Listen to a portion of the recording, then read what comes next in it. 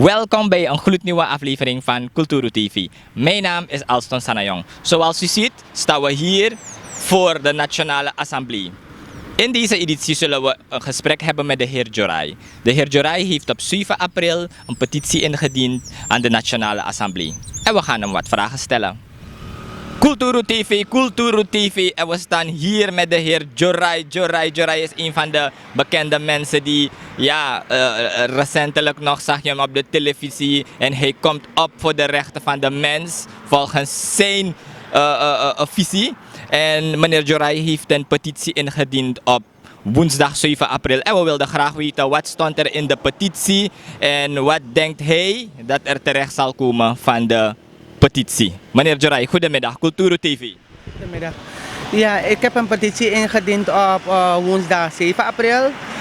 Het duidelijkste en het vragen is laat duidelijk zijn van dat ik in de petitie heb aangehaald dat ik een activist ben. Ik ben een petitie in komen dienen voor mijn Surinaamse burger en voor het Surinaamse bevolkingsgroep. En ik vraag de assemblee-voorzitter, de heer Marinus Bee, de nodige aandacht. Waardoor de steeds verhogende benzine, de steeds verhogende SVM en steeds verhogende internet en EBS en de steeds verhogende prijzen van de winkel. En de regering Santoki Brunswijk had beloofd op 2025 en het jaar 2020 dat ze het land zou redden voor ons Suriname en ze het land zouden brengen aan een betere kant waardoor we het beter zouden hebben. Maar wat ik hier zie, de koers is continu aan het stijgen. Ja, en in plaats van dat het moet dalen. En ik zie dat de prijzen van de winkel zo steeds blijven te stijgen. En in plaats van moet dalen, dat zie ik niet gebeuren. En de regering had dat ons niet beloofd. En vandaar dat ik een petitie heb ingediend om de regering weer te herinneren en te vragen waarmee ze bezig zijn. Want dat waren niet de aanspraken geweest tijdens de verkiezingencampagne in het jaar 2020. Oké. En u hebt de petitie ingediend. Wie heeft de petitie in ontvangst genomen? De assemblee-voorzitter heeft het zelf niet genomen, maar de dienstvervanger van de assemblee-voorzitter. Want de assemblee-voorzitter heeft een uitzondering gewoon gemaakt, waardoor de afspraak eigenlijk met hem was, maar hij heeft het gewoon niet geaccepteerd. Maar hij heeft wel een dienstvervanger van hem gestuurd om de petitie in te nemen. En ik heb de petitie aan hem overgehandigd en ik heb het voorgelezen. En ik heb in de petitie aangehaald, zoals ik het ook hier eerder aangegeven, wat ik in de petitie precies heb vereist.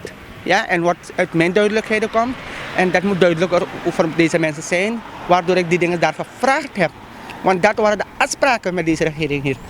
Niet de afspraken waren dat ze steeds de prijzen van de winkel zouden verhogen en de internet, water en stroom en alles zouden verhogen. Oké.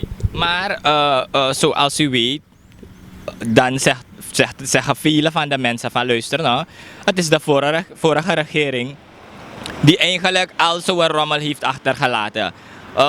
En deze regering verwijt telkens naar de vorige regering van luister nou, kijk naar de man zit dat niet zo. Wat heeft u daarover te vertellen? De vorige regering heeft inderdaad dat het waar is dat ze leningen hebben achtergelaten. Maar hoe als deze regering verklaart dat zij leningen hebben achtergelaten, ben ik helemaal niet eens.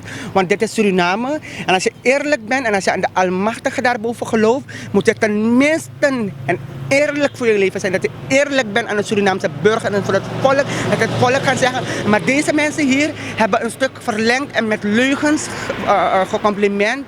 En ze hebben het gepresenteerd aan het volk van dat die vorige regering er wel heeft gedaan. Deze mensen moeten letterlijk gaan kijken wat die vorige regering over de samenleving heeft gedaan. Zodat die samenleving goed geïnformeerd kan worden wat die vorige regering heeft gedaan. Dus mensen kan mij dat alvast niet komen zeggen dat die vorige regering al deze leningen hebben gelaten. Wat wil deze regering maar zeggen dat ze geen leningen ooit nemen, dat ze leningen ooit niet hebben achtergelaten? Het moet wel eerlijk zijn en duidelijker zijn. Ik kan wel zeggen dat mijn NDB fouten heeft gemaakt, maar niet fouten heeft gemaakt hoe als deze regering heeft te presenteren aan de samenleving en aan het volk. Dat die vorige regering zoveel rommel voor deze regering heeft achtergelaten. Wat zijn hun bezig aan het doen? Steeds hoor je dat die minister verhogingen krijgen. Ze krijgen een nieuwe auto weer. Ze krijgen verhogingen. In plaats van dat wij Surinamer een beetje beter kunnen leven, veiliger kunnen aanwijzen, dan krijgen de minister voorkeuringen. Daar heeft het volk niet voor gekozen voor deze regering hier. Maar als ik zo naar u luister, hebt u zelf daarnet gezegd, ik hoorde ik van de NDP, toch? Denkt u dat als hoe u de petitie heeft ingediend en als persoon of trekker van de NDP of resortslid of lid van de NDP dat het aangepakt wordt, gaat men het niet schuiven in een soort van politieke sfeer? Nee. Nee, ik ben een petitie komen dienen voor het eigen wil van mij, uit mijn eigen duidelijkheden. En wat ik voor mij eigenlijk zelf vind en wat ik zie en meemaak, daarvoor heb ik een petitie ingediend. Dus als men hier komt zeggen van dat de NDP mij gestuurd heeft, zogenaamde, om een petitie om te dienen, dan is het alvast een rommel wat ik moet zeggen, want dat is niet duidelijk. Het duidelijkste wat ik voor mij duidelijkheden vind, van dat ik een petitie heb komen indienen, volgens mijn wil en volgens mijn duidelijkheid. Want die samenleving en het volk is nu helemaal niet tevreden wat deze regering te presenteren is aan die samenleving en aan het volk. En ik vraag me af wat deze regering bezig is te doen. Dat waren niet de afspraken. Dan werd dat zeta kondrekong. Dat was setting. Het is al een jaar, straks wordt het al een jaar dat de verkiezingen al voorbij gaan. Maar hij doet niks. Steeds is hij bezig alleen de vrouw, zijn familie en zijn vrienden en zijn kennissen alleen te accommoderen en zijn kinderen geven voorkeur. Waarom kan hij niet aan de samenleving een voorkeur geven? Waardoor die samenleving voor hem gestemd heeft en vertrouwen heeft aan hem genomen. Daar gaat het nu om bij mij. Hij moet eerlijk zijn om dat te zeggen. Ja. En men zegt, zou je niet, wat zou beter aangepakt kunnen worden? Want we horen mensen klagen, maar wat zou voor jou een oplossing of tenminste de eerste oplossing kunnen zijn voor de samenleving dat de regering zou moeten aanpakken? De regering moet aanpakken wat hij had beloofd voor de verkiezingen. Ja, hij moet dat als eerste doen, dat hij die prijzen van die winkel gaat zakken. En die koers kan een beetje normaliseren, waardoor de huurder, waardoor ze in dollar of in euro huur moeten gaan betalen, zodat hun het een beetje makkelijker en een beetje beter kunnen zijn. En de mensen die dingen uit het buitenland laten behalen met dollar en met euro ook, moeten het een beetje beter hebben. En mensen die ook handelaren zijn, moeten nu om zo'n hoge koers dagelijks te leven stress gaan nemen en te gaan stressen en te gaan denken, waardoor mensen stressen en mensen die met het suiker, hoge bloed, hart zitten te leven, waardoor ze dagelijks dezezelfde commentaar en dezezelfde klachten hebben. En die samenleving waardoor wordt gefrustreerd en de regering had gezegd dat hij die koers zou zakken. Hij dus zou die koers stabiliseren. Dat is het dat hij voor ons als eerste moet doen, dan kunnen we daarover praten. En die stroom en die water kan verlagen naar een betaalbare prijs. En die internet als eerste heb ik al eerder gezegd dat hij die internet onmiddellijker moet brengen naar de ouderlijke tarief wat was. Want die internet kan je niet verhogen, want de internet hebben de scholieren en de studenten en de leerkrachten hebben het heel erg dringend nodig in het dagelijkse leven. Je kan die internet niet gaan verhogen. Kijk wat de situatie is van het land. En dan kan je steeds die internet verhogen. Maar waar gaan die ouders of die leerkrachten of die leerlingen het kunnen permitteren om voor zo'n hoge internet te gaan betalen? Internet is al zo duur. Oké. Kulturu TV, een programma moet naar Holland. Sowieso als je een boodschap zou hebben naar de regering, dan heeft u nu de kans. Ik heb aan de boodschap aan de regering om de regering te zeggen van, kijk regering, werk aan die samenleving, zijn zeggenschap en werk aan die samenleving, hoe die samenleving het precies wil, hoe die samenleving voor je vertrouwen en voor je gestemd heeft. Werk op die zaken van die samenleving en werk op die rechten en op die plichten wat die samenleving precies vindt. En waardoor die samenleving met het tevreden kan raken, ja, je bent goed bezig. Maar tot de dag van de dag dat het een jaar al gaat, niks gaat goed in het land. Niks gaat goed man, vooral met corona en allerlei dingen. En nu heb ik weer gehoord, vanaf volgende week zaterdag en zondag is er weer total lockdown. Waarvoor wordt die total lockdown nodig? Het is niet nodig. Ik kon er in het draai mij ook op steeds total lockdown. Nou, maar die regering moet even gaan denken wat hij doet. Ja. Maar als het aan u ligt, geeft u de regering nog wel wat tijd om orde op zaken te stellen, toch? Of dingen recht te trekken.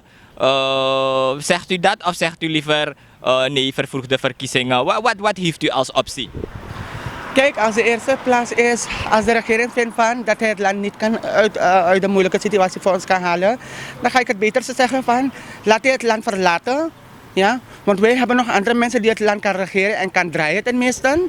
Toch? En men moet me niet komen zeggen van, if NDP ook kan konden abrabaka dat de NDP of vernietig gaat konden. Waardoor dezezelfde regering nooit iets voor die arme mensen hebben betekend, maar de regering bouwt er ze aan in. Heeft wel tenminste voor die arme bevolking dan ook iets betekend. Van waar zijn al die straten geasfalteerd? Van waar zijn al die ziekenhuizen, die apotheek, die RGT, police, die bruggen was gebouwd? Van waar zijn al die kantoren en die bejaardentehuizen gebouwd?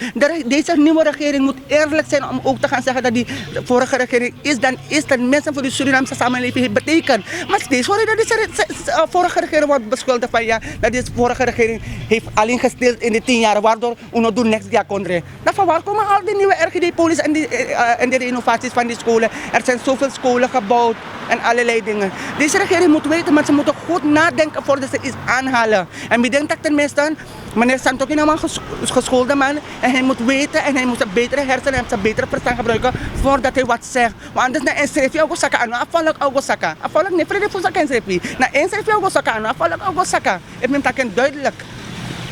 Oké, en hoe verder met de petitie? Dat is onze laatste vraag. Hoe verder met de petitie als het niet in behandeling wordt genomen? Wat zijn de volgende stappen? De volgende stappen zijn als ik kom voor die petitie en als ik mijn antwoord kom halen en als ik zie dat die petitiezaak niet goed is mee behartigd en het is niet goed behandeld, ga ik gewoon het volk laten roepen via social media en via social media en via Facebook. En ik laat die samenleving gewoon roepen van we moeten nu naar de straat gaan, want ik heb petitie ingediend en ik heb niet petitie ingediend voor mijn familieleden en voor vrienden. Ik kom via samenleving, ja. En ik wil dat jullie komen en dat jullie mee ook komen doen. Dat ook kon lekwan Suriname suma, dat ook zorgen regering, dat regering luku una abempung. Maar voor abem zo zoet en zo zoet en zo zuur. Dan hadden we nog nooit dat gedacht van dat we weer gaan protesteren. Dat is het. Oké, 100% Kulturu TV.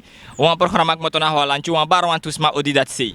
Jawel, sowieso. Ik wil mijn hele goede, beste vrienden bedanken van Too Famous Groep en de Riders, waarin mijn nicht en mijn neefje is bekend. En ik wil namens ook, namens en iedereen van Nederland groeten die me tot nu toe in de dag van Suriname kent via social media en persoonlijk in Suriname en op Facebook. Ja man, 100%.